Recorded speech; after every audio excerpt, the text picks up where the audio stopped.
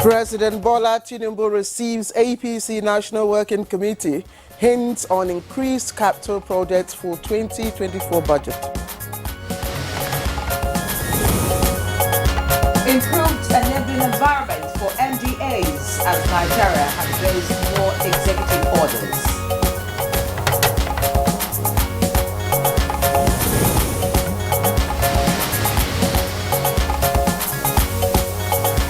We have like 500 metric tons. We want much more than that.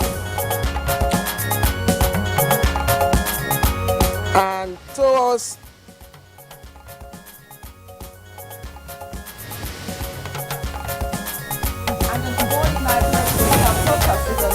for senior citizens in Nigeria. all right, now undoubtedly one of the noblest acts children can do is respect and care for their elderly ones. Now, not just because we are obliged to do so, but fundamentally because we are obligated by the injunctions of our various faiths. Yeah, absolutely right there. And we can draw this conclusion by simply observing how our political environment has been divinely organized. Take, for instance, the aging process of all living beings. It is divinely ordered in such a way that our body tissues and organs pass through the process of decay and weaknesses of longevity of human age with the passage of time. Absolutely, and this happens with every creature, and there is no single exception to this divine rule. It is the natural process. And for instance, in the Holy Quran, where Prophet Muhammad, peace be upon him, is reported to have been instructed in one of the few verses of the surah, that's the Surah Maryam, the Mary in Christianity, that senior citizens and indeed people with grey hair should be held with great esteem and reverence, whether they are ordinary aging people of the community or old age parents living within our household. And the Prophet also, peace be upon him, further went on to warn in the hadith that whoever does not respect the elderly and senior people, he or she is not among us, unquote. Well, similarly, the Bible urges Christians in the book of Leviticus 19 verse 32 to stand up in the presence of the aged, show respect for the elderly, and revere your God. Respect for the elderly comes with the reward of longevity. In fact, the sixth commandment, honor your father and mother that your days be long, is considered one of the greatest commandments in the Bible. Absolutely. The holy books say so much about our obligations to our elderly. And I remember growing up, many of us were taught, the importance of always saying please and thank you, and always respecting and showing care and love, to our elderly ones. But today, the notion of respect is often misconstrued. And the category of people who do that. Well, for some people, respect might just mean adding the prefix of Mr. or Mrs. While for others, it means adopting a position of humility and accepting their guidance and advice. And before now, conversation on the elderly here in Nigeria was not typically mainstreamed in a formal setting, but that narrative is gradually changing, and that's with the setting up of a National Senior Citizens Commission. The mandate of the Commission under the 2017 Act is to identify the needs of these senior citizens, as they are called, and to cater for them. Their plans now is to include older persons into the social protection programs, including healthcare provisions and recreational centers. Indeed, so much is being done at the moment, but the consensus usually is that life brings wisdom, and those of advanced age are considered to, be a repository of this wisdom. They are not only wiser, they are also and should be more respected than the young and inexperienced. But what exactly do we mean when we talk about respect and care for the elderly? And by the way, who is an elderly person? So today on Good Morning Morning Nigeria, we are prompted to open up conversation on respect and care for the elderly by the recent campaign and support initiative launched across the 36 states and the FCT by the First Lady of Nigeria, Senator Oluremi Tinubu. And it's on this note, I welcome you to Good Morning Nigeria. I am Claire Adilabu Abdul-Razak, and it's Friday's edition. Yeah, when you mentioned who really is an elderly person, it just reminded me of the statement I made the last time we presented together. I'm sure you remember. I'll remind you if you have forgotten in the course of the program, and then what your response was. All right. Just to also add that respect and care usually involves reverence and gratitude for someone. When we show love, and we also act kindly and politely towards them, and listen when they have something to say, but most importantly, give them our attention. I'm Ian Ray John, and I join Claire. Maybe I should say my elder, Claire. To also welcome you to the program live on the network service of the NTA. Well, we have age bracket, and that's why those are things we will try and give a closure to. But caring for senior citizens in Nigeria also mean adopting, not just in Nigeria, adopting a heart of service towards them, showing them, love and great honor in some way. All right, in a moment, we'll kick off with the highlights of the morning news, followed by business news and much later newspaper review. For now, here is Ogochukwuka Ona with highlights of the morning news. Should I also say Elder Ogochukwuka? Good morning. Very well, thank you, Ian Ray, and of course, my elder, Claire. Good morning. Here is the morning news. There is a strong indication that the 2024 budget awaiting legislative passage and presidential approval would heavily focus on capital projects to improve infrastructure across the country. President Bola Tinubu gave the hints when he received members of the APC National Working Committee at his Lagos private residence.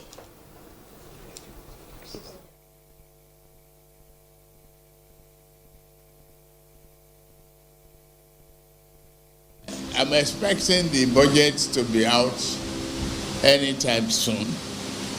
You will see the tilt towards the capital expenditure, and we are working on that. We have to renew the infrastructure decay and reverse that decay. By dint of hard work, Nigerian female athletes have continued to place the country on the global map, and this is one tradition of which President Bola Tinubu is very proud of.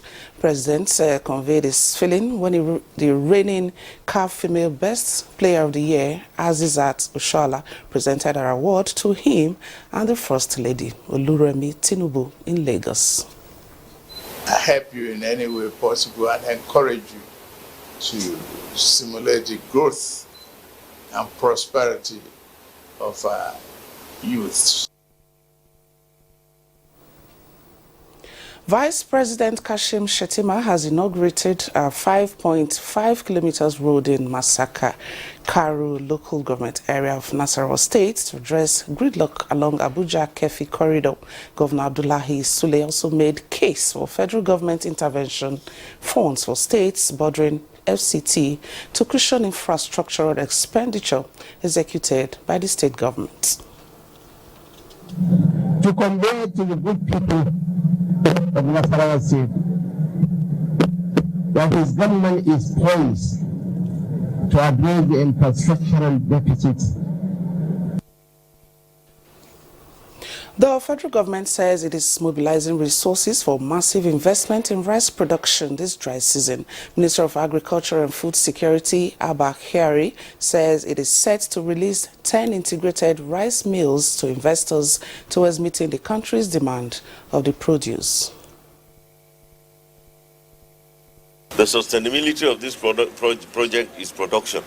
Yeah. Once you produce paddy, this project will be alive. So I think that is one key that we need to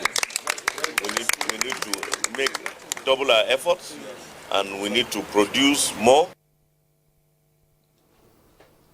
And still on stimulating the economy, the federal government has vowed to continue to create enabling environment for businesses to thrive by issuing executive orders 001, 002 and 003 to ministries, extra-ministerial departments and agencies to promote transparency and efficiency in the Nigerian business environment. The Permanent Secretary, Special Duties, Office of the Head of Civil Service of the Federation, Farouk Yusuf Yabo, said this at a workshop on the implementation of Executive Orders 001, 002 and 003 for heads of Servicom units nationwide in Abuja.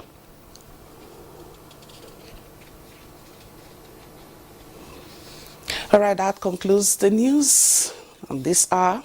Claire and Ian Ray will continue with the program after this break. All right, let's get on to business now with business news. And we hear that the Bureau of Public Enterprises, BPE, has some form of initiatives that hopefully will propel economic development. Alika Okmanachi Adwa will give us all the details.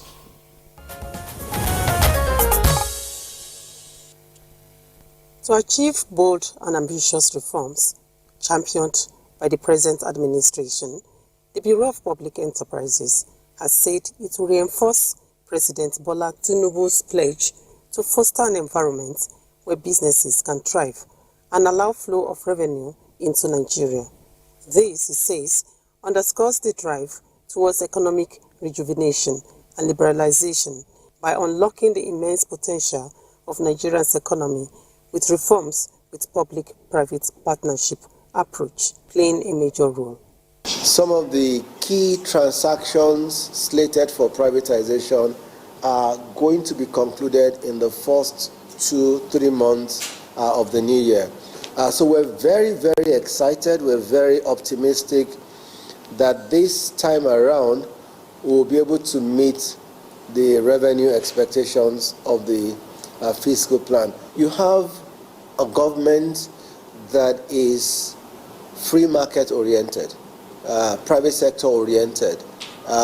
So there's a huge encouragement on the part of this current administration for the private sector to play a more dominant role. The initiative of the National Council on Privatization include confronting the pressing challenges within the Nigerian electricity supply industry and commercialize underperforming state-owned enterprises.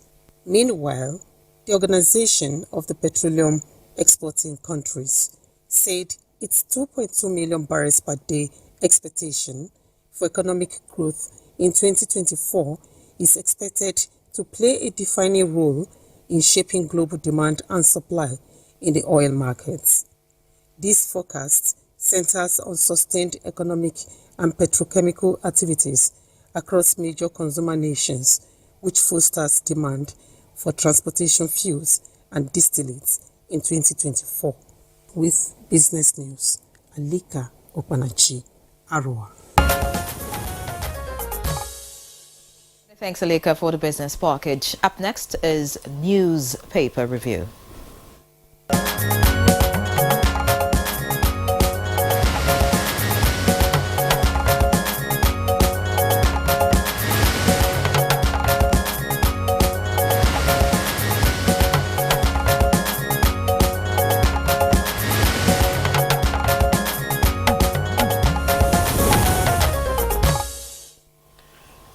And Chukwudi Okoli Ugbaja, of course, is here with us for the newspaper review. Chukwudi, good morning. Good morning, Claire. How are you? Good morning, Yere. How are you doing? Good morning, Chukwudi. Good to see you. Same here. By the way, I'm referring to everyone as Elder this morning, so I should say Elder Chukwudi. You're not a boy today. It doesn't matter what you call me. It matters what I call me and what God calls me. It doesn't matter what they do to you. What matters is how you react to what they do to you. It only emphasizes, or if I should use the word re-emphasizes, the perception, the myopic perception that we have of who, is qualified to be an elder. Elder. Yes, because you don't just, you earn You earn. You have to you earn have it. to earn it. You have to earn Yes, it. it's not just because I'm older than you. Just the way you say Nigerian politicians. How many of you are statesmen? Exactly. Good question. Exactly. What's the point? Exactly. These are little things You that know. matter. You know. So Absolutely. so not everybody qualifies to be an elder. No, but for Chukwudi, Oga Chukwudi, yes, he does, yes, he because They have qualifies. left Yes. newspaper review. I'm reporting you officially. Okay, so let's it starts with Daily Sun. All right, the Daily Sun newspaper has some interesting stories on the front page this morning. Let's quickly take a look at a few. The lead story here says, reps move to criminalize salary non-payment. Reps move to criminalize salary non-payment. Nice. And the writer says, proposed 3 to 6 months imprisonment for defaulting employers. You can find details on page 6 of the Daily Sun. Away from that, we have new Ondo governor visits Akeredolu's family as commissioner. Other appointees resign. Says late governor's legacy's impact won't be forgotten. Away from that, we have PFN reps Northern Caucus condemn Plateau killings, seek end to insecurity. And below that story, we have Rivers court extends order against INEC, PDP over defected lawmakers. The writer says PDP insists on declaration of seat vacant. Details on page 6 of the Daily Sun. Finally, this morning, we have by-election. Labour Party pegs Senate Rep Assembly forms at 3.5 million naira, 2 million naira, and 500,000 naira. And that's it from the Daily Sun this morning. Okay, quickly, the headline news on the Daily Trust. Bandits gave 7-day ultimatum on abducted Zamfara University students, threatened to kill 3 girls if colleagues are not released, and negotiate to save our daughters, parents tell FG. And just a little below the nameplate, will maintain 3,500 cement price January 2024. Bua and Plateau killings survivors narrate ordeal as 148 confirmed dead in Bokos. And then these are basically the leading stories on the front page of the Daily Trust. Chukwudi, what's your... Which one now? Yes. The maintenance of 3.5 cement price. Or I thought that should interest all Nigerians. Oh yes, Yes, it should. I thought so too. Two things. They are saying we recognize that shelter is one of the basic things a man should have in life. Because when I say man, it's generic usage. Stands for both sexes. Secondly, they are saying that we know things are hard, and sometimes you sacrifice profit so that other people could live. You see, goodness flows naturally. People tell you, oh, business is business. Business is not business all the time.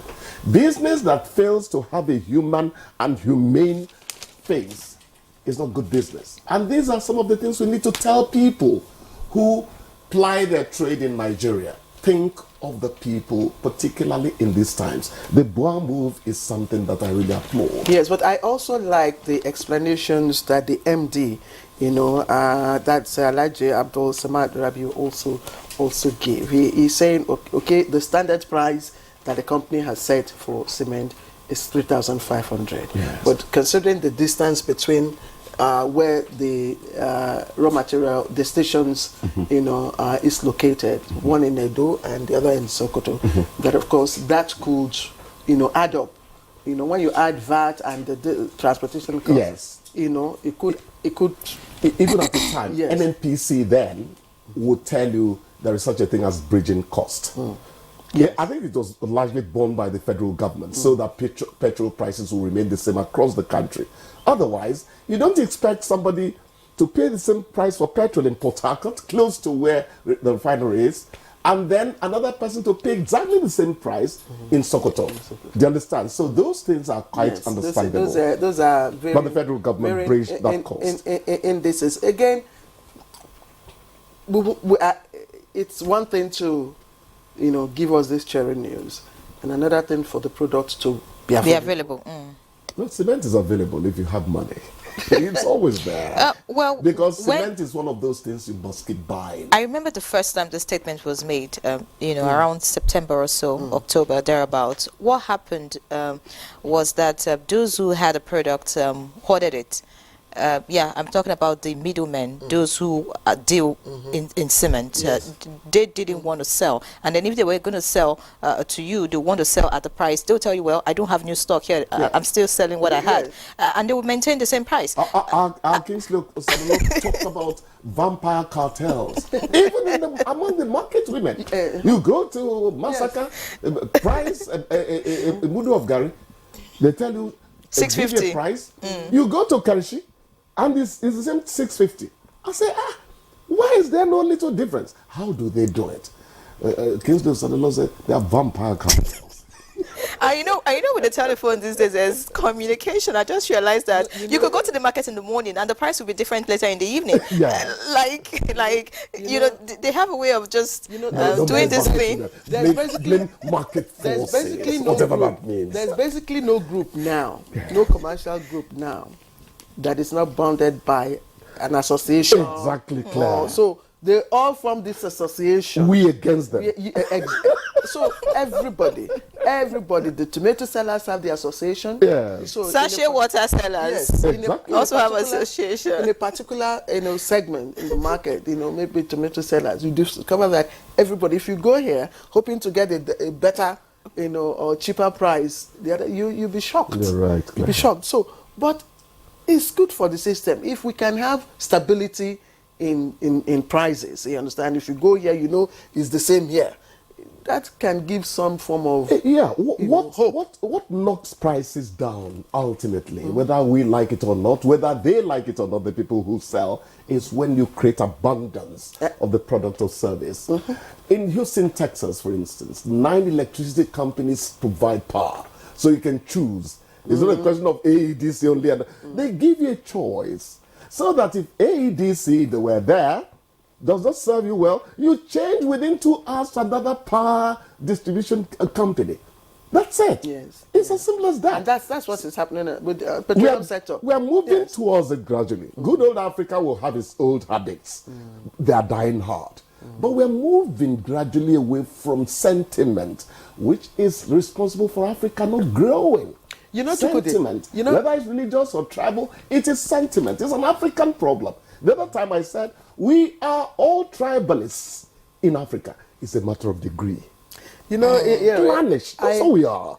Let's face the facts so that we can know how to heal our ailment. Let me just support what you have just said. Just a couple of days ago, my driver came in to tell me that we stopped at a petrol station to buy fuel, and the pump price was 673, and my driver went, I just bought it for something different. I just bought it cheaper, 640 something the other side. And the petrol attendant said, madam, check what you're buying. The liter. The pump. It's 1 liter, check. 1 liter? He said, check exactly. He said, 1 check liter, really 1 liter? He said, check. But for the driver, I mean, we're just wasting money. Yes, we could just go there and buy. So, variety bells the cat. How did they say it? I don't know what you're Variety talking bells the cat or whatever. Not curiosity. Not curiosity. It's curiosity. Not curiosity. Variety is the spice of life. It's the spice of life. Variety is the spice of life. Yeah, the grammarian kills the cat. Anyway, I haven't gotten directive that we should round off, but let's quickly look at this. They're enjoying it. 2023, despite diversification move, non-oil exports still lag behind. Excuse me. It will for some time. Because we're not developing as rapidly as we should those things that would power local production. I'm talking to you now. Those things that will power local production, we're not powering them sufficiently. So non-oil exports will still maintain a backbench profile. That's it. Please quickly. Sokoto governor is signing a bill that creates a core that helps handle security over there. You see, I keep telling Nigerians, we are gradually moving towards the state police thing. It's just that we are not giving it the name we want to give it. And people are afraid that the czars, the emperors in the states, the governors are going to misuse it. Otherwise, we are moving there gradually. When you talk about vigilante and all that, it is state police to some extent. So Nigerians should stop being timid about it and at a point make a decision about it. Yeah, I think so. Claire, that's what we're leaving out. Quickly, reps move to criminalize non-salary payment. I thought that was what we'll start with. Yes, you know, I've been patient and listening to the conversation. I told you guys, I've worked in 8 TV stations. I am the Rolling Stone. I don't know how much more I've gathered, but I have to say the truth. I was owed salaries at least 5 of the stations. Have you been paid completely up to now? There was a place where I got my money in 18 installments over a 3-year period. You know. But the point, really, quickly. Leave, that's history. That's in the past. Quickly, Claire. It's not in the past. He worked for it. A worker is worth of his wages. There's a Nigerian investor going to South Africa, and he started owing salaries. They closed his office down. We don't owe people in this country. We don't do that. We don't owe people. And we should not let employers do whatever they like with the employed. That is what is happening here. They will always tell you, if there's anything they do to you, go to court. The court process itself is scary sometimes. So I like this move, my dear. Let us empower the employee. Let them know that they can't. Some people, let's go to our broadcasting. Some people will just keep on spending money on equipment and all that. And I keep telling them, and they don't take care of without staff. our content, your equipment is useless. Let's beat our chest a bit. I hope the DG doesn't ask them to give us a credit. Without our content.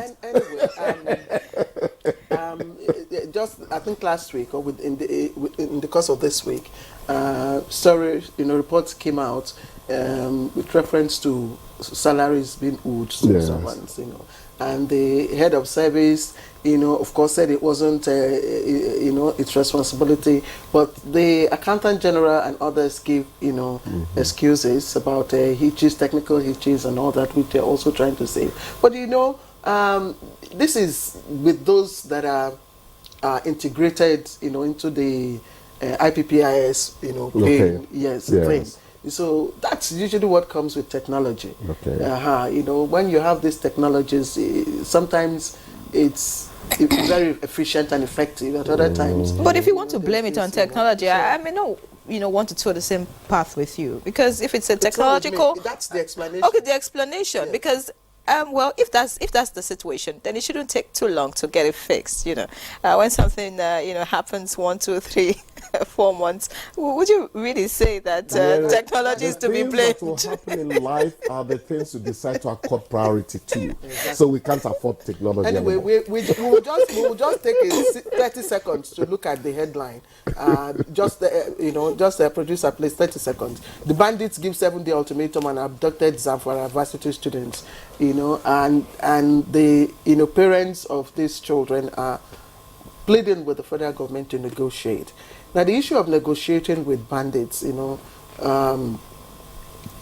it's something that many Nigerians have divided opinion about. Yes. I don't know how you intend to review this. No, the point is, the ultimate is reduce the capacity of the bandits to cause trouble. That's the ultimate.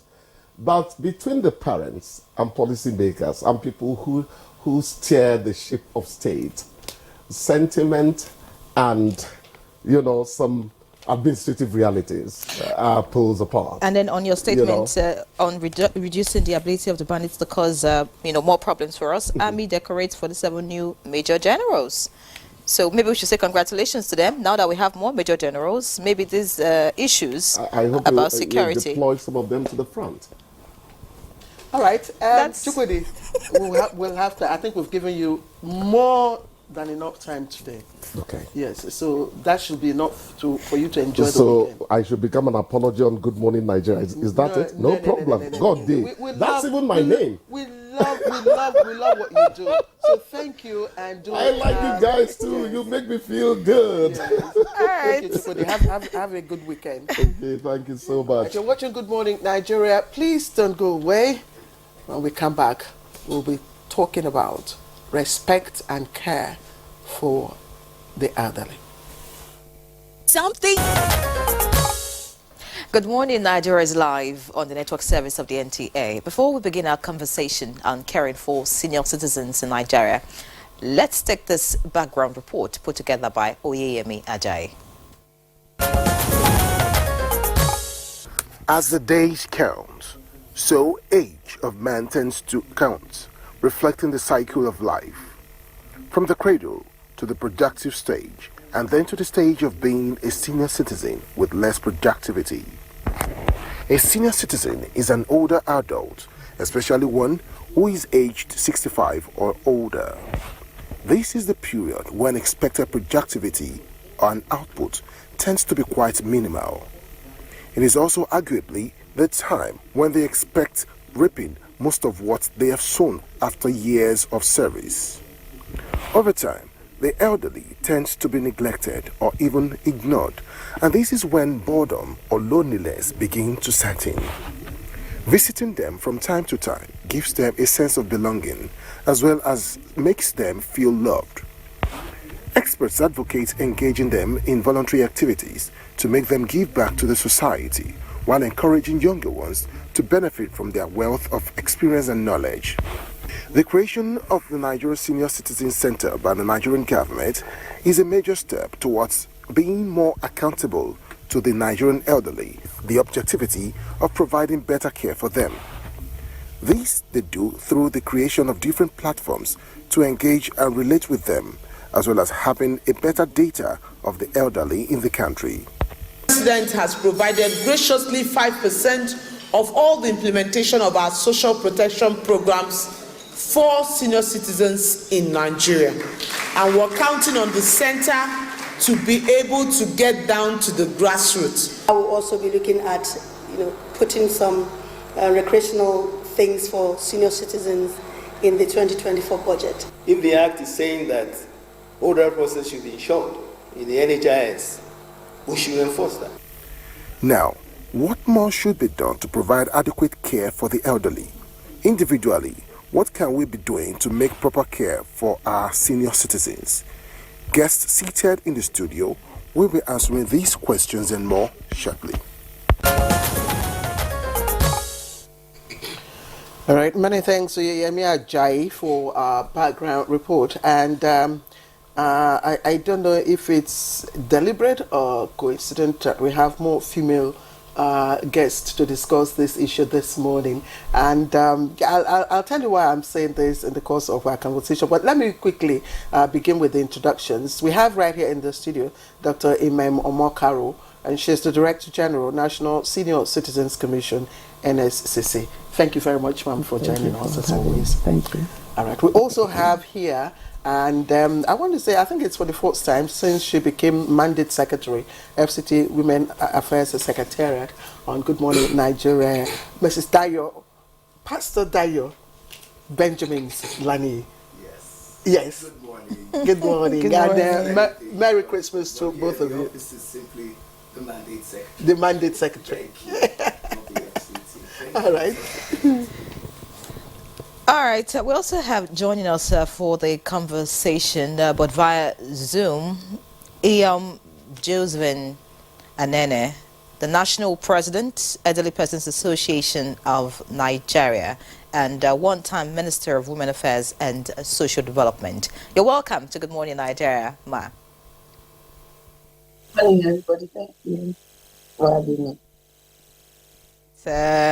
Yes, we have a man joining us, but also via Zoom. And from Kaduna, we have Professor Idris Bugaje, the Executive Secretary, National Board for Technical Education, NBTA. Many thanks for joining us, sir. And how do you feel discussing this topic with three women today? Well, I'm happy to join these distinguished ladies to discuss this very important matter, because women are in the forefront of caregiving, so we are here to support them. Good morning to all. All right, thank you. Let's start our conversation. And I would like to begin this conversation with the DG of NSCC. We understand that between 2018 and 2020, we've seen an increase in about over 700,000 people joining the older population. Are we heading to what some people probably described as elderly care crisis in Nigeria? No, not at all, not yet. Not yet? Yes, definitely the trend of population aging is rapidly increasing. And of course, Nigeria still has a very young population. You know that like 70% of Nigeria's population of about 200 million remain under 35. However, if you look at the absolute numbers of older persons, right now, from disaggregated data from National Nigerian Living Standard Survey, NDS. Oh, okay. So in 2018-2019, it was 14.8 million older persons. And right now, in 2023, from their disaggregated data from their Economic and Labor Survey, Labor Force Survey, is 16 million.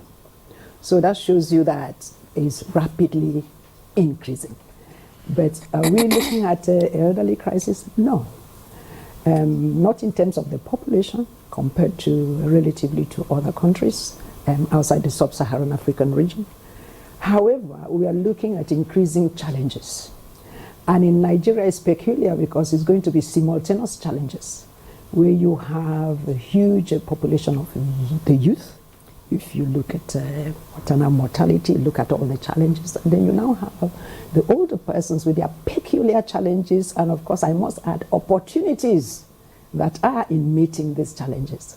So Nigeria has positioned to address these challenges and exploit the opportunities in the challenges. So we are thankful that we have the National Senior Citizen Center. We are thankful that there is increasing awareness of this population category. We are thankful there is increasing understanding, and the way the National Senior Citizen Center has positioned it, it is indeed to solve the problems, identify the problems, solve them, and then bring in that intergenerational approach. So you are thinking about other people advancing understanding and then beginning to also lay the foundations for their own old age.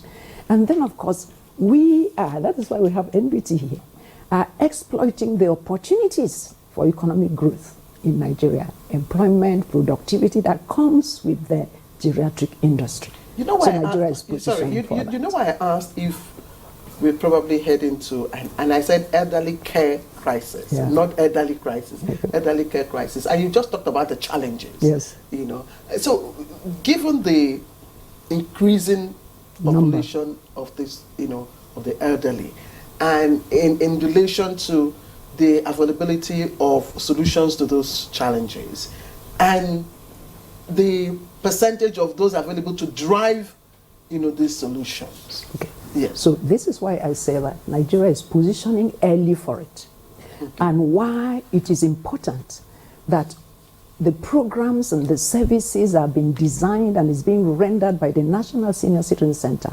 has to translate. Not only federal government, has to translate to the state government and to the local government. And then private sector has to come in. It is everybody's affair, really. Family has to be strengthened. But family cannot do it. That is why, in the course of this discussion, I hope I will have that opportunity to tell you. If you are talking about geriatric social care, what you call elderly care, and you're positioning it in terms of health and social and residential care for those ones who have disabilities and those ones who are chronologically ill and all that, chronically ill, which is some percentage of that special need category in the older persons. And then I said that Nigeria is positioning to create that system and that mechanism and processes that we can train and certify caregivers. We can have care agency model, and then we can have socially exactly what we have abroad. That's what Nigeria, National Senior Citizen Center, is working with NBT to make caregiving a skill. Let's pause for a while.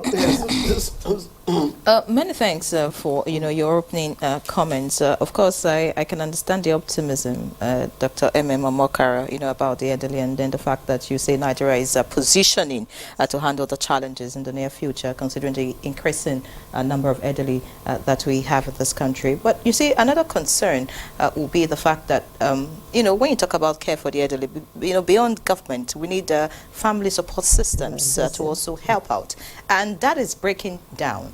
And another factor also responsible for the breakdown in these family systems would be this Jackpot syndrome. We talked about young people, that's a young population, but how many are still in the country? How many will remain in the next 10 years? All right, so there's a drift of the younger generation, and then we're leaving the older people behind. So, and that brings me to the mandate secretary.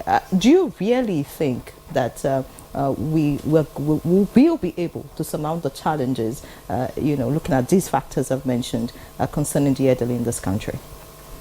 Without any question, where we are has just been repositioned and reset by the intervention of Her Excellency the First Lady's program that all across the nation at one time, on Thursday, December 21st, brought interventions to elderlies 65 years and above in every city and geopolity of the Federal Republic of Nigeria. When you have a first position intervention, what we clearly have is not just a stakeholder patronage. What we have is both the political and intentional will to bring change. Through the renewed hope initiative of Her Excellency and setting up this elderly support scheme, what they were able to do was to make sure that with the empowerment, the intervention, it was just something that brought an envelope of hope, something that connected the communities, families, and the value direction of inspiring that commitment with everyone as a collective to bring laughter and smiles to our communities, to the elderly. You're talking about the Jackpot syndrome. Yes, it's true. We have a percentage that are living, but we still have a greater percentage that are at home. I love what our director has said about the fact that the intergenerational, that intersection. Her Excellency, like she tells us, is she's one of the oldest first ladies coming into office. So it's from that position, she even has an understanding and a compassion towards the elderly, to mentoring, leadership, bringing together the wives of executive governors, forming this platform, this intersection, so that through them, they are now able to reach into communities like you're talking about, is creating the model. And being that supermodel mentor is bringing that change. So you see, compassion really in politics is not about political activism. It's about advocacy, putting a human face. Yeah, let me just, sorry, I'm sorry to interject. Let me just put you on hold and bring in Joseph Anene to continue with the conversation. Because we need to adjust your mic, a bit, and I'll get back to you. Joseph, Josephine Anene, thank you for joining us, and Merry Christmas to you. It's good to see you, ma'am. Please, yes, please help us. Let's even begin by conceptualizing, putting into context the issues of elderly care. And of course respect and all that. In the past, we used to assume that it would be the duty, or it is our duty as children to take care of our parents when they get older. Now that has been the traditional belief, and indeed, as Ian Ray and I said earlier on, the holy books also mandate us to, pay respect, both the Bible and the Quran, and even in other traditions, in the Chinese tradition, respect for the elderly and care for the elderly is a very important value, such that a day is dedicated for the celebration of the elderly in China. But how do you evaluate this concept now with the increasing demands of younger generation?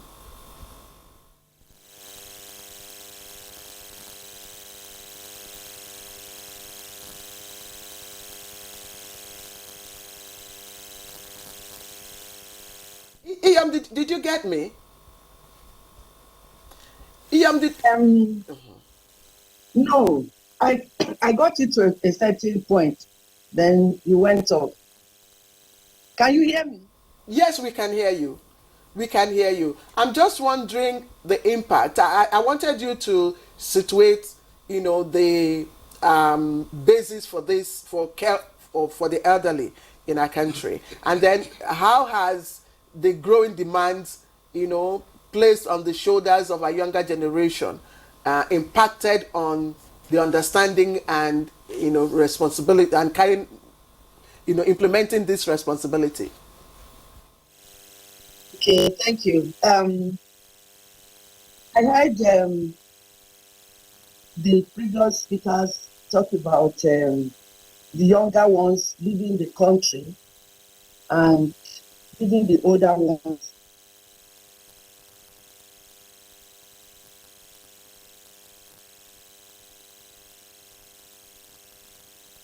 behind with nobody to care for them. This is very for elderly people in Nigeria because of what the National Senior Citizen Center, the DG, whom I call Mama Aging, is doing, creating awareness to the extent that now women, older people, especially women, are racing to be old. They are no longer ashamed or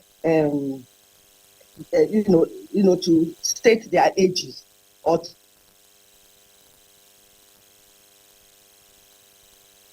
to accept that they are elderly.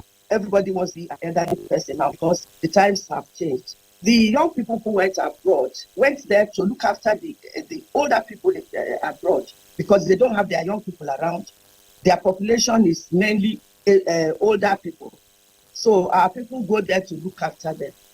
Now, with the National Senior Citizen Center making caregiving a profession, it's no longer that caregiving where you just care, you are not getting recognized, you are not being paid for it. Now, when you train as a caregiver, when they train, there are institutions that will train caregivers, and caregiving becomes a profession, recognized, certified profession in Nigeria, there will be a return. Everybody will run back to look after the elderly people here in Nigeria. And not, again, there's another thing that the NSA has done through the DG, that people did not realize that before, when you talk about aging or elderly people, you would think that it's just a group of decrepit, dependent, useless, wasted people. No. In aging, it's a broad spectrum. There are people who are very strong, like our president, like our previous president, like our first lady. They are elderly people, but they are strong and they are ruling their country. And there are people who need help. And the DG has told us, in fact, it was in 2014 when we were having a committee on social development. I was chairman of that committee. She was invited as an expert to come and educate us. And that was where we knew that aging is a developmental issue. It's not, and it's economic. And it's not a sector where you just dump money to care for the people who cannot. It's just the aging population is also very, very vital to economic growth, to development of the country. And that is, where we are going now and where we are coming. So caring for the elderly in this country has become a national affair. It's very, very important now. and the country will do well to take advantage of the resources that they will find in the elderly people. Look at the continuing education bureau that the NSCC has. Look at the data, the resource base that they are putting together of people who otherwise would have just wasted their talents and their gifts and their experiences because the country did not recognize their usefulness. Now you go to that database, you can get any expertise that is required for the development of this country. Thanks, Iam, for your response to that question. Let's quickly get to Professor Idris Bugaje now, the Executive Secretary of the National Board for Technical Education. You've listened to our guests, the three of them, speak, and I just want to find out from you, really, why you think, why you are a part of the movement that we should have qualified caregivers. I say that because, before now, as Nigerians, beyond what the Holy Book says, there's this communal way we live. Even when children grow up and leave the home, they find a way to make maybe the younger child stay at home to take care of, their parents. And sometimes they even move their parents with them to their homes in the city. That used to be the way of doing things for us here. All of a sudden, things have changed. Like I tried to mention, people are moving out of this country for greener pastures, not caring about, their elderly parents, behind. And we're seeing all kinds of things happen. Don't you think we should rather, think of how to get back to where we're coming from, that communal way where we have families take care of their own, instead of having, outsiders, if you like, who are now professional caregivers take care of the elderly? What's your view, really, and then why do you think this is a good initiative? Well, let me once again thank you for inviting the National Board for Technical Education.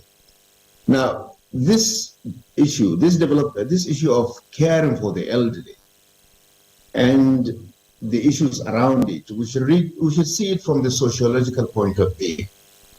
African societies are becoming westernized. If you go to Western countries, they already have the old people's homes. Unfortunately, African societies are treading that path. So it's a very unfortunate situation. But being that as it may, what we need to do is, what measures do we need to put in place to mitigate the negative effects of this westernization trend?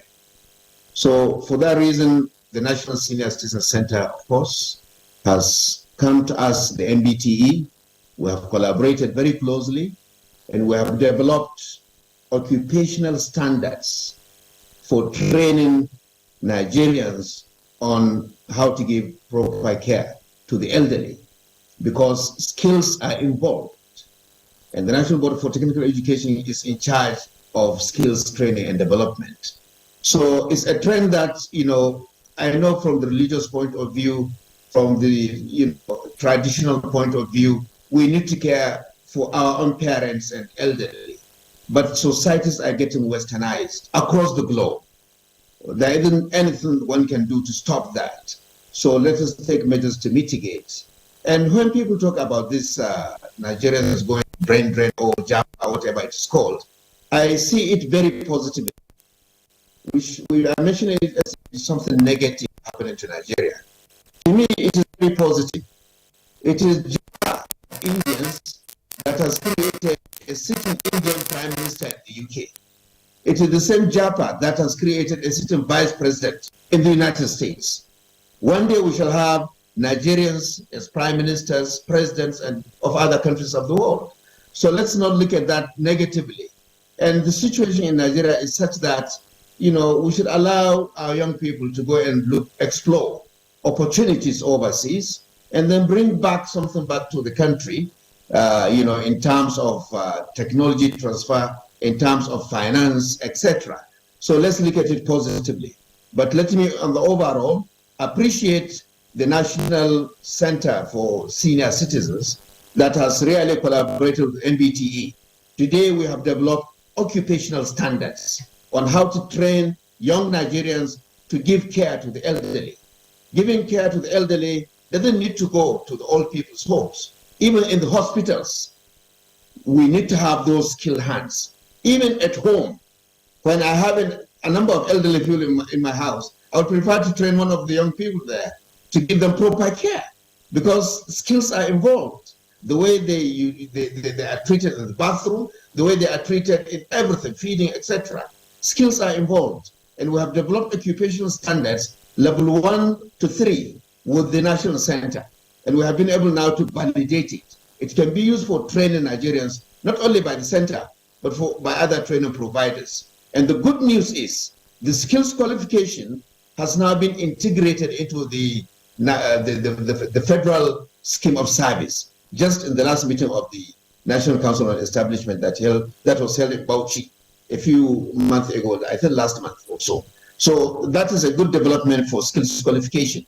And I'm inviting young Nigerians to join in this training program so that we can care, not only for our own parents at home, but even we can provide skilled labor within hospitals in Nigeria. We can export these skilled hands to Nigeria. I don't want to call it Japa.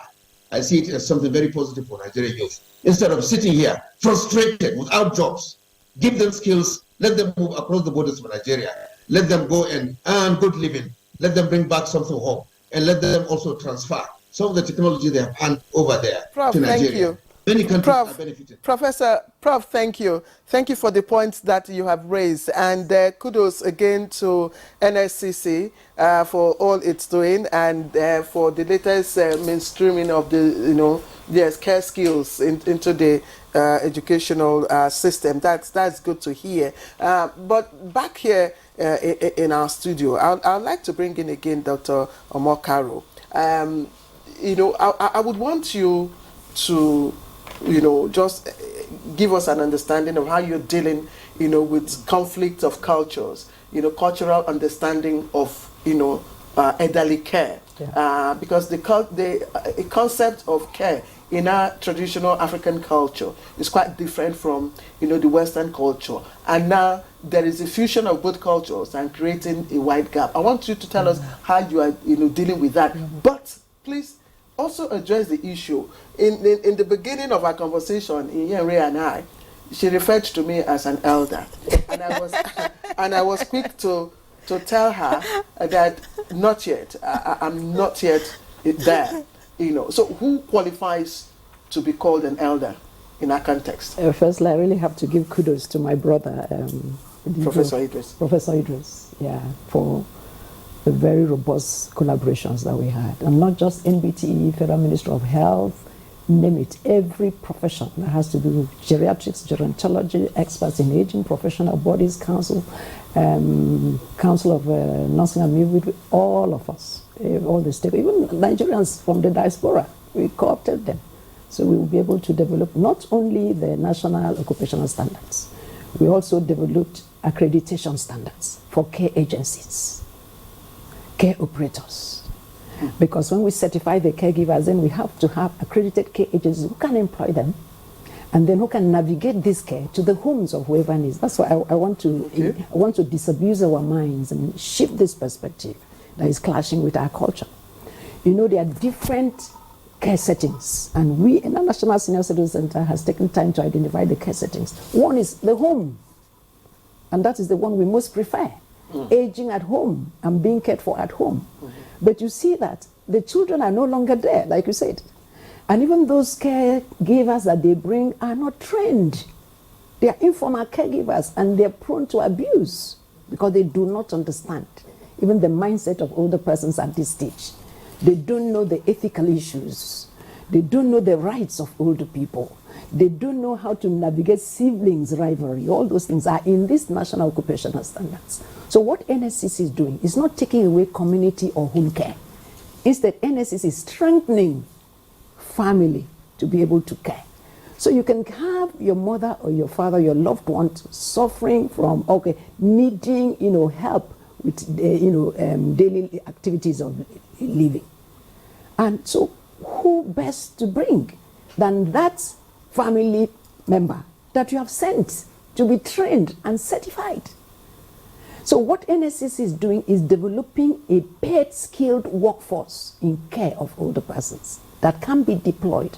In the communities, we're going to set up, we just finished our prototype of our community centers, senior centers. That's those day centers where they go for recreation, go for connections and all that. Those ones, you also need to train people who understand the programming and the administration. So that is part of this training and certification. So that is also a community setting care. You know, the family setting care, community setting care, and then you also have residential care. You send people to their homes, you send people to care homes. So you have private sector or individuals who want to build residential apartments for senior citizens. Somebody like me, my children are all grown and gone.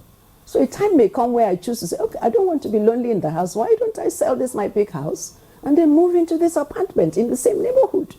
So you have people who are trained to run such residential homes, independent living. I'm still independent, I'm doing my thing, but I'm in this communal residential place, in the community, and people are caring. Also, the market is opening to situations where you have chronically ill, mentally, cognitively ill older people, and family cannot handle because it's a 24/7 job. And where families try to handle, you see them because of work conflict, role conflict, they lock these old people up. That is abuse. So we are now working with NBTE, Federal Ministry of Health, and all the experts in this area to certify caregivers and then accredit whoever wants to open up any agency for this kind of care. That's the best love you can give, instead of locking them up or allowing them to wander and get lost and get, you know, accused of being witches and wizards and stoned and mobbed. So Nigeria, like I said, is positioning. We are creating this system, I tell you, we spend time.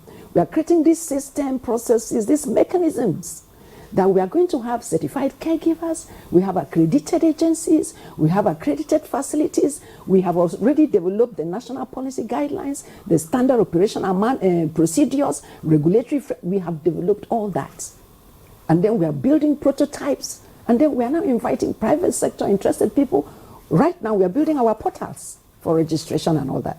So a time is coming in this country, what NSCC is doing, that you will pick up your phone and call a care agency, and then you'll be able, that care agency will be able to navigate care to you. The nearest care agency, it's like Uber. You want to call a taxi, it's the nearest one to you that is going to come to you.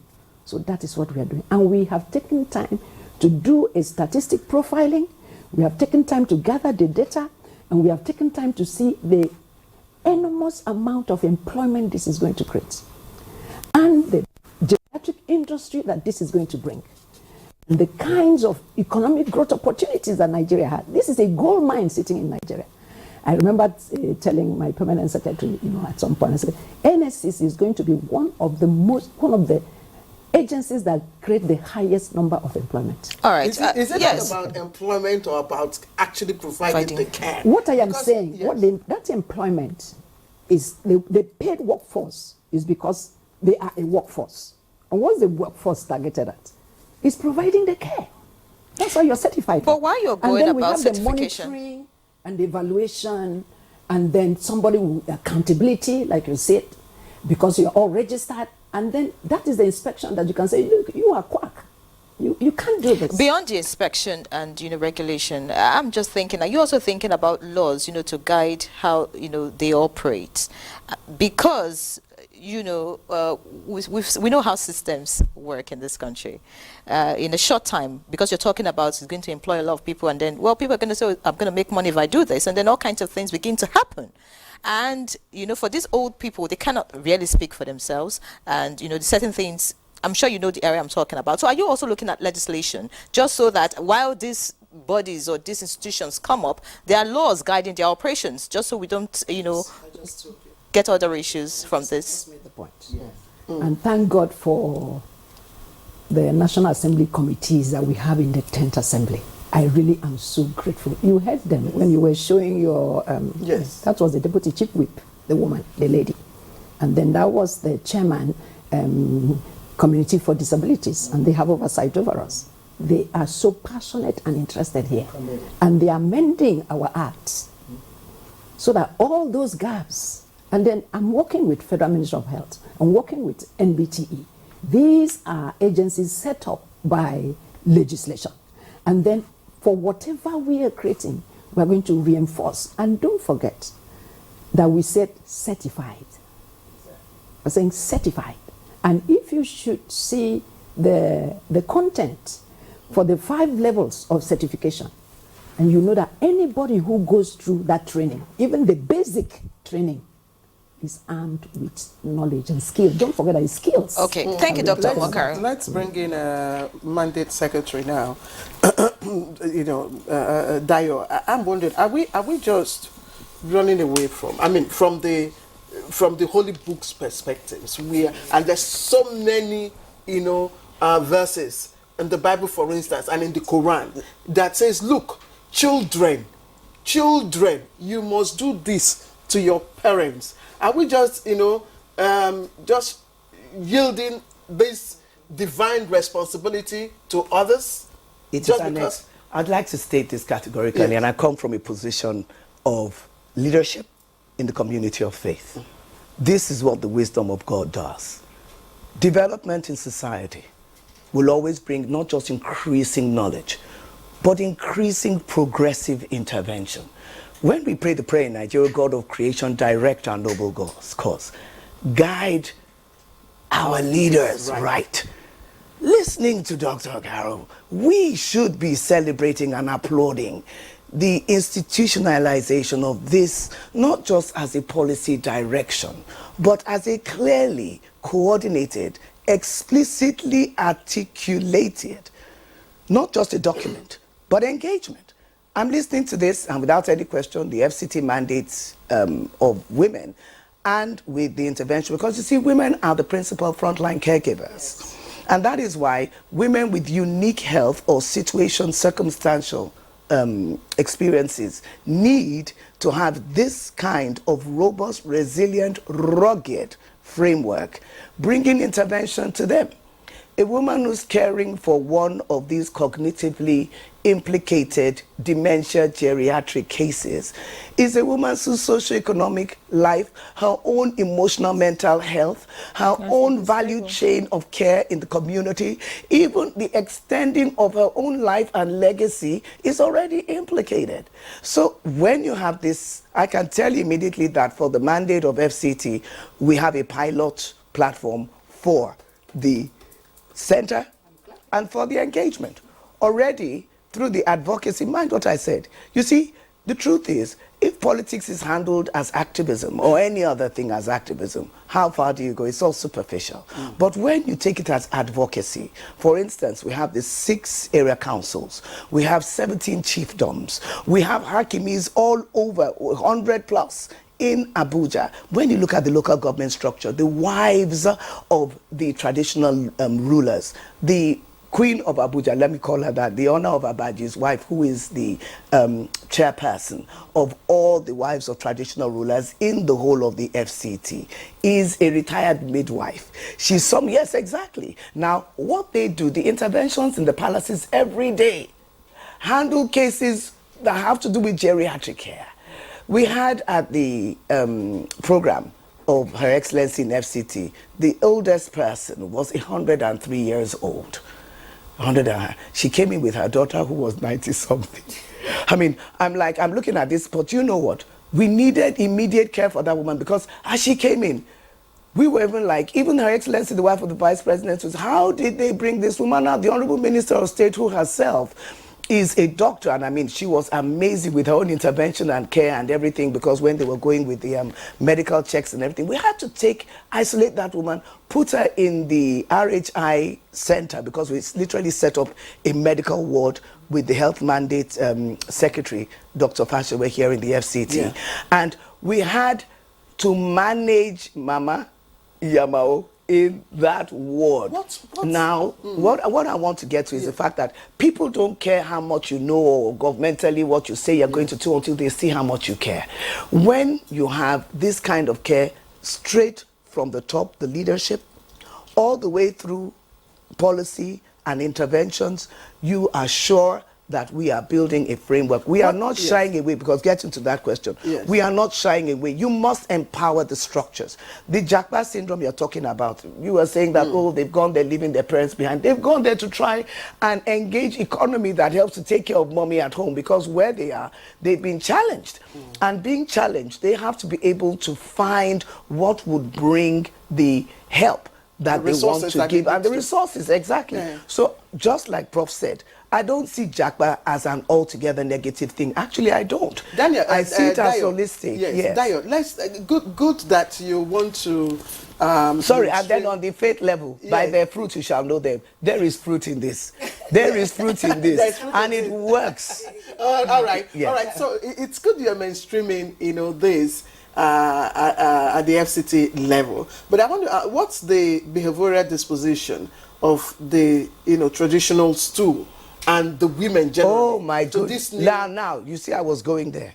You know what we found out was that the traditional rulership is so ready to be engaged, and so ready. People look at them and think, oh, they're just cultural hindrances. They are gatekeepers. The Honor of Abaji himself was like, for girl child education, for family value redirection, working with the youth, because the challenges of the youth on drugs, the challenges of youth who are restive and have gone into kidnapping that are now located and situated in some of those areas, is a challenge that has become the challenge of the mothers, the Gimbias, in those areas, that is the Queen Mothers, and the rulership. So they are so open. I was privileged to have the United Nations resident rep, Matthias Ishmael, go for the first time in the history of his being in Nigeria to visit the Honor of Abaji a few weeks ago. And he said he never realized there was a structure so ready, so prepared for intervention. So without any question, you're talking about situating. That's why I said we are an immediate pilot structure. Because in the FCT, you have easy engagement with the 6 area councils. You have, and it's not just AMAC at the city center. We are saying all the way to the remotest locations of Abaji, Kuje, Kwali, Gwagwalada, Buhari, bringing it through to a place where they get the area council chairman's wives, 6 of them. They are all ready, well, 5 plus the coordinating woman leader in AMAC. They are ready. The wives, like I said, the rulership, the traditional structures, they are ready. They are enlightened. And they want to work with the agencies. So there's a partnership. Brilliant. Okay, go ahead. I can't stress this enough. And please, I'm glad that I'm here and it's national. What we're doing, this paid care workforce and the system and mechanism that we are creating to take quality care. This is quality assurance, care quality assurance system we are creating. Hitherto, they were just informal, haphazard, anyhow, slap and go care. What we are creating is in no way at all tampering with the family system. It's strengthening it. It's not tampering with the community cultural system. Instead, it is strengthening it. That first level of certification, level 1, the basic geriatric care attendant level. Even the grandmother can go. We can read and write. So the grandmother that is the woman that is taking care of older people, taking care of older people. The help in the house can go. So he comes back and is a better qualified, skilled person. And he's telling your family. So we are not breaking down any family norms and culture. We are strengthening it by scaling up, those ones who must care. Because geriatric care, social care, it's very, very sensitive because it is a different generation. It's a different mindset. There are peculiarities and challenges, and they're intersecting and complicated sometimes. I have to interject here. Yeah. Sorry, Dayo, just hold on, please, just hold on. Let's get to Iyom. Yes. Yes. I'm sure the connection with Iyom Josephine and then is much better now, and you've been following the conversation. Now, Well, this is a very beautiful initiative. You know, listening to our guests in the studio talk about this and the passion with which they speak about it. You know that it's not just for the employment, like Dr. Mokara said. It's actually a deliberate act to make sure that the elderly are properly cared for, and of course, it will help them live longer and healthier. We see all that, but are the elderly in this country really ready for this change? I ask that because, with this kind of training, of course, some things will change. A caregiver who's been properly trained, would want to advise the mama and say, okay, no, this is not what you should do. This should be your bedtime. This is how it goes. All of that. I'm just thinking, the elderly population in this country, I know we have quite a few who are enlightened, who would follow with the trend. But we still have a number of elderly people in this country who know nothing about all this we're talking about. So do you think that the elderly will be able to move along this trend? Ayo. Yes, capital yes. Because what we are doing is that we are in the community and we are elderly people. Somebody like myself, we have Elderly Persons Association of Nigeria, and we are in all the states. These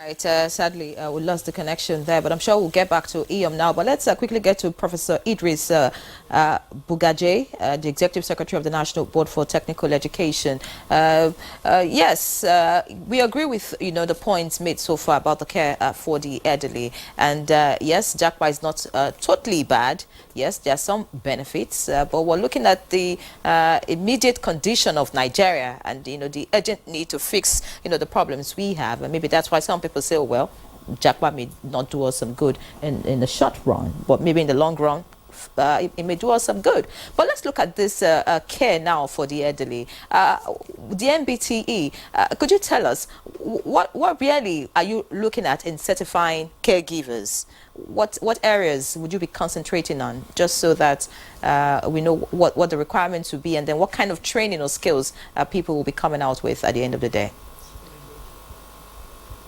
What the MBT is doing is to develop the occupational standards.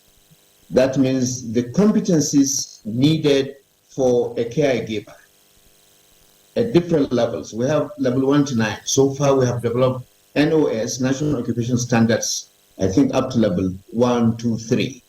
And very soon we may expand it to level 4 and 5. Now, these are different levels of competencies so that trainees will be able to acquire the skills needed to give proper care to the elderly. And as I mentioned, you don't need only to give this training to nurses or other hospital staff. This is a profession itself. So people with this qualification can operate in situations like the elderly people's home, if we have any in the country, or individuals can even come and take modular training so that they can acquire the correct skills in order to give proper care. People can also export these skills because COVID-19 had devastated Europe seriously in terms of manpower, in terms of a lot of gaps are there. And there are opportunities for Nigerian youth or young middle-aged people who are interested to come and get this kind of training. The MBT is basically a regulator. So we allow the Sector Skill Council to do the accreditation, and they also visit the training center to ensure they have the facilities, they have the manpower to deliver the training. We do the occupational standards, which is the equivalent of the curriculum, and then we ensure and supervise to ensure that it is properly delivered. So these are the areas that we are collaborating with the center, to develop. And let us also understand, you mentioned about culture. Yes, there is clash of cultures sometimes. There may even be clash of civilizations when it comes to caregiving, because the way we approach certain things may be different. So that's why we have considered all the cultural issues in developing those occupational standards. But these are practices that are globally, there are common practices that are globally accepted. And there are other ones that we can add to make it a Nigerian occupational standard that can be used across the whole country. So this is the little we are doing. We hope to do more in terms of more occupational standards at higher levels, so that there can be training centers specifically for the training of these elderly caregivers, so that we can develop that professional cadre. And I hope the government will continue to give support so that we can be able to develop this cadre, not only for our local consumption, but even for export across the world, because it can even bring foreign exchange to the country at the end of the day. Again, thank you very much for those issues. Let me bring the conversation back to you, DG. And it's all about, and I'm very happy, with what I'm getting to know now, and the well thought out framework that you're trying to establish. But let's look at the skill givers now, because earlier on you talked about accessing, their services, just as you access, Uber, commercial vehicles and all that. Now, is eligibility going to be open to whoever is desirous, or does your commission hope to domesticate it, at the local level, such that the issue of this person, is not from my own, I don't know this person, and the issue of abuse you raised, does not repeat? Okay, now. I hope yes. I think I understand. Yes. Now, this is a national benchmark that we have developed. National benchmark. So what we are going to do now is that, that we run a federal system. Yes. Where you have the states and the local government. Mm. And then, of course, issues of health and social care is on the concurrent list. So we really have to walk through the Federal Ministry of Health. And anyway, the NBT is a national regulator. So, but we need that awareness. I should tell you, that's one of the reasons we hosted the fair, the NSCC Programs and Services Fair, and invited commissioners from all the states, invited private sector to just come and view. This is the program. These are the programs we have created, and we want to work with you, partner with you, to cascade it to the states so that you understand. So what we are going to do, what we are doing now is that we are going to have training providers at this level. NSCC, NBT is asking us to bring the first set of list of training providers. And the training providers are going to be like institutions that, have the certification, and have the recognition, the federal recognition, at least for this starting period until others can catch up. So we are going to have training providers across the country who qualify. And then we are going to have training centers across the country who qualify. And so the certification is a national certification. So whoever has that passion, but the level is that you must be 18 years, of course, employable. You must be 18 years. You must, have certain qualification. Maybe your SS, that is the basic. And in fact, there is even a set of people. For instance, you have been in this care industry for so long, you have been a grandmother caring and all that. So some people on the basis of experience and so can come at that basic level to just learn those skills. What's the financial demand for certification? Right now, we are looking at finding sponsorship, for takeoff. People really have to see you take off and know, the value of what you're doing. So right now, we already have people who are ready. Everybody's eager to come and get the skills. And some may be able to afford, and some may not be able to afford. So we have not set, that. We have to first and foremost set up, like he said, the Geriatric Social Skills Council, an multidisciplinary body as a council, and who are the assessors. So it's not NSCC sitting on its own to set these things. We have developed this and developed that and developed. So this next step is for us to list the training providers, set up this council, skills sector council, and which is going to be private sector led according to the National Skills Qualification Framework of the NBTE. All these things are already stated, how they are going to be done. All right. So this skills council is going to be the assessor and going to say this is that, and things like that. Working with NBTE, of course. All right, we'll continue the conversation, but for now, let's take a break. Stay with us.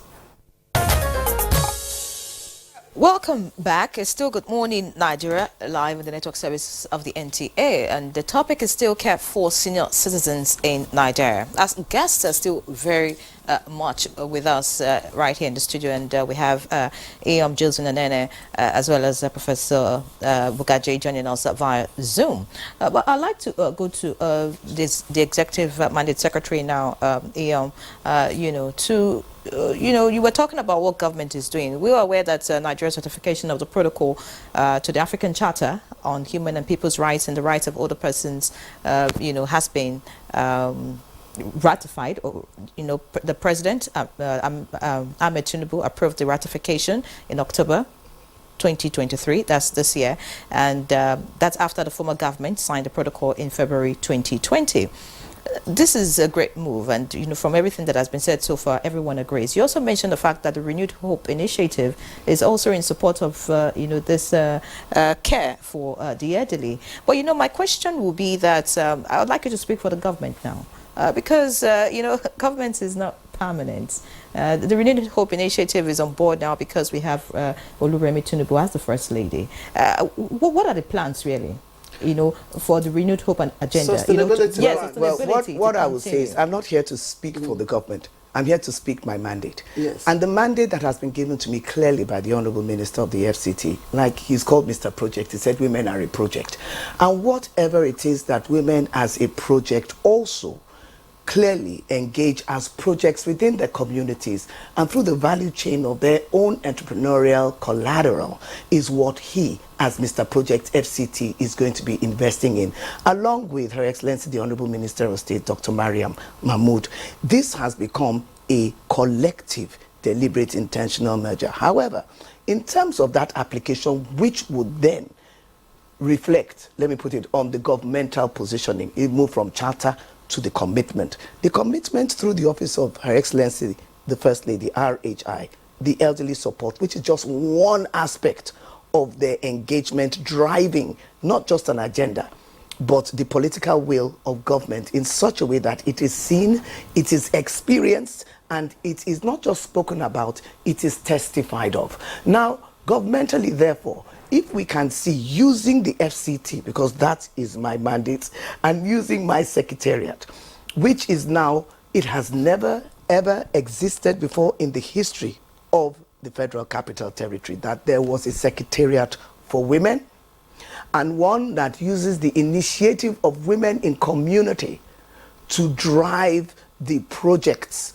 of engagement, institutionalization of governmental policies for the holistic development of social structures, economic development. We're talking now about the elderly, the older persons, senior citizens, and the quality of life that we now, as a body collective, by government, by institutionalization, by policy, domestication, we've talked about the area councils, local government working with the cultural structures of traditional leadership and rulership, the queen mothers who are there, wives of area council chairmen, bringing a collective, so it's not just a partisan thing about, a political party trying to drive a political purpose. No, this is about a collective.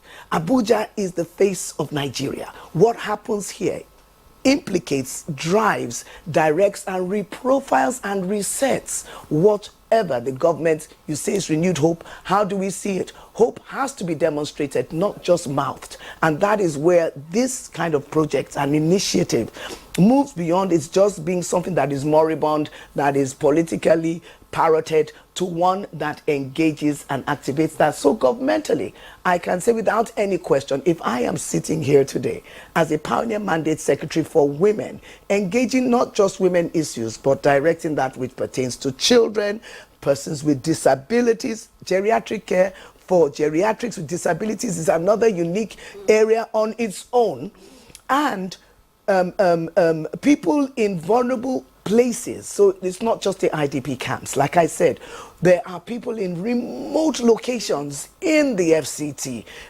and going to Abuja takes about 2 hours, except if you've got the escort that takes you and brings you back. You're going 2 hours. So we have areas in Abuja people, locations, geriatrics in those locations, women caregivers in those locations that need our intervention. So now, by restructuring through what has been the social development services, the women project, what we're doing is with earnest, very quickly, taking the force of governmental will to the communities, to the people, in a way that is transparent, that clearly drives the purpose of change by programmatic interventions. You heard what you're saying. It's all about policy. I'm so excited listening to Dr. Makra and, of course, Prof.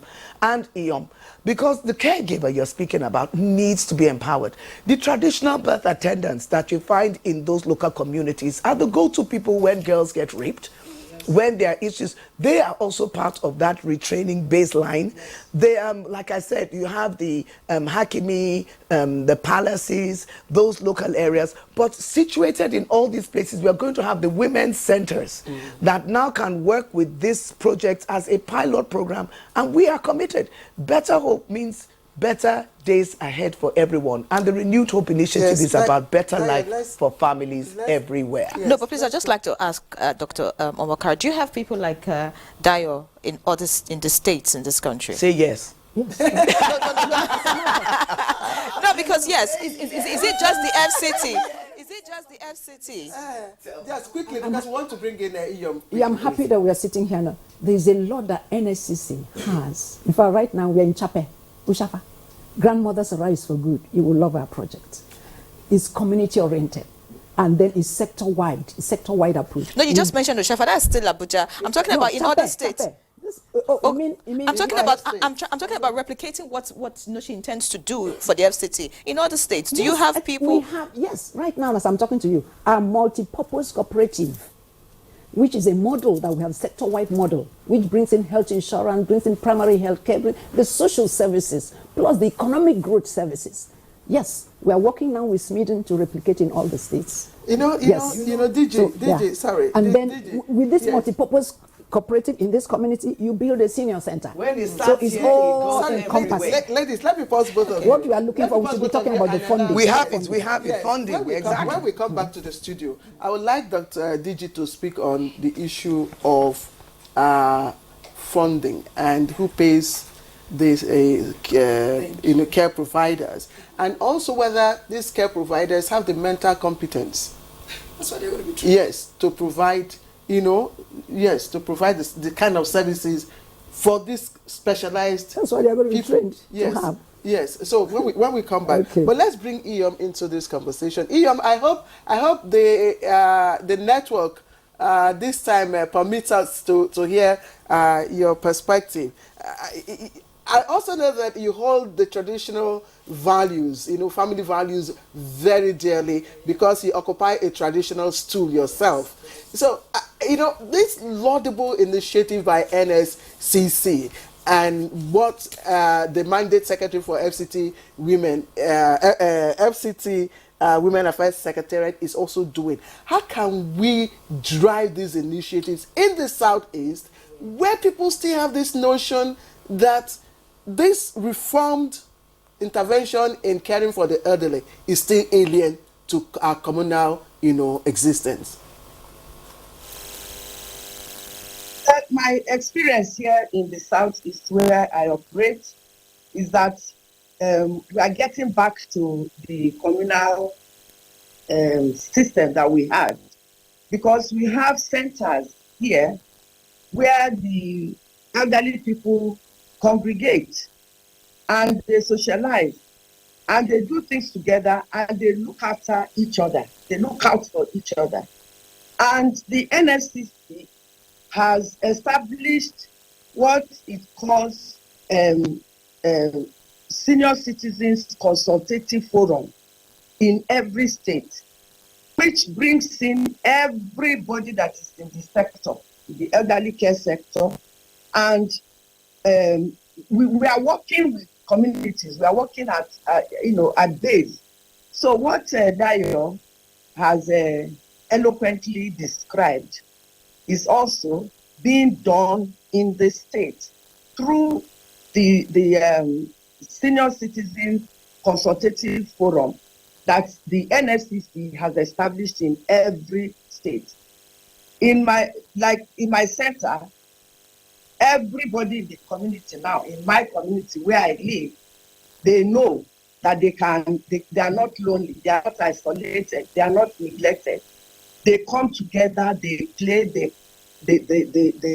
they plan together, and I'm amazed at their initiatives. And now the NSCC has even encouraged us to form cooperatives for those who can still work, those who still can transfer knowledge to younger people. They do all that at these various centers that we have established all over let me borrow word from Dio, grassroots, at the grassroots level. So yeah, we are copying the best practices and we are adapting it to what we are used to, and we are happy with what is happening. And we are very happy with what is happening, and the elderly people are happy. And you asked that a question about children, whether they are not abandoning their roles of looking after their parents. I say they are not, because if you ask them to stay at home in the village to look after their old parents, poverty will swallow both the old parents and themselves. So they need to go out and make money. So when they get that money, then they pay professional caregivers to look after the grandparents that can no longer look after them in their home, in their, as they age in place in their homes. So they can employ qualified caregivers, and then they are at peace with themselves, knowing that their parents will not be abused by uninformed and untrained caregivers. So, so that is how they are looking at. They are not abandoning. I don't think they are abandoning their parents just because they are not in the village with their grandparents, with their parents looking after them. They have to go and get the money to look after the parents. And we are here. A lot of us in the community, we are also making sure that the parents don't feel isolated or abandoned, and they also are getting encouraged to help those that are less healthy or less independent than themselves. So that's what we are doing, and I thank the NSCC again, and I thank the federal government for giving us the steam or the wings to fly. Fly you will. Josephine and Nene, thank you so much for your response to that question. Let's get to Professor Bugaje now. This issue of caregivers, I don't want to look at it as just another course or another skill, like you want to put it, for people to just come in, get certified, and then you can go your way and begin to make money, and all of that. This should be like a calling, because taking care of the elderly, for me, it's like taking care of the younger generation, like the teaching profession, where you say you take a child to school from, the crash and all that. You have to have a passion for something like this to be able to do it properly, for results to come out. Because if we get it wrong with the caregivers, then we're going to be harming the elderly population, and that would not be good. And I'm not even sure even our creator will be happy with that. So how do you intend to ensure, that this skills and, this whole process of certifying people is done in a manner that you're able to take out the weeds, from the lot that want to, get into this profession, and then be sure that those who are there, do the right thing. I don't know how you want to go about this, because it's beyond even the skills. There are certain values the people should have, certain emotional intelligence. It's just a whole lot. But, maybe you can speak to this. Yeah, I agree with you totally. There is a lot of social responsibility for trainees in these areas. And it's not just anybody that comes across that could be admitted for the training. So surely there are certain protocols to be followed. Just like before you allow somebody to come for national diploma, there is a minimum entry requirement. The same thing for this, you have to look at the emotional stability of the trainee. But you see, this training is not going to be a very long-term training, like a degree or a diploma. The skills training is just for maximum of 6 months, 4 to 6 months, or even 3 to 6 months sometimes. And so what is required is for our colleges of health, related nursing and health technology and the rest of them, to come to the NCC, the National Center for the NSSC, so that they can, be guided and they can get the occupational standards so that they can roll out the training. Those other, private sector can also set up. But I agree with you, a lot of values are there, a lot of social responsibilities are there, and MBT is going to monitor. We are the regulators, so if we notice any training center that is not properly following the protocols, obviously we shall call them to order or even withdraw their operational license. So this is very important for us, because taking care of the elderly. Professor Idris Bugade, thank you. Thank you very much. Let's just take the last question from the DG of NSCC. And this question is basically, who pays these care providers? Who pays? If you look at the population of the older persons, and especially those ones that have special needs, as we are talking about, the vulnerable, they are really poor population. So the National Social Investment Program, the Act that set up that agency, listed the older people amongst them. And then the National Social Protection Policy also, when we drafted it, we introduced a new policy measure, which is social care, that had never been there before. And then, of course, the National Health Insurance Authority Act also sets up funds for the vulnerable group. But before now, there's no way we could have advocated or moved to put pressure to say, look, this is a social care that can be funded as in social investment. But now, we have built the system. We have put the mechanism in place. We have put the regulatory framework in place so that you see that, look, if you have an accredited care agency and you have certified caregivers and you can monitor and evaluate, then we can make a case for social care to be covered by the vulnerable fund, which means the agencies will be paid like capitation fee, just like you have the primary health care.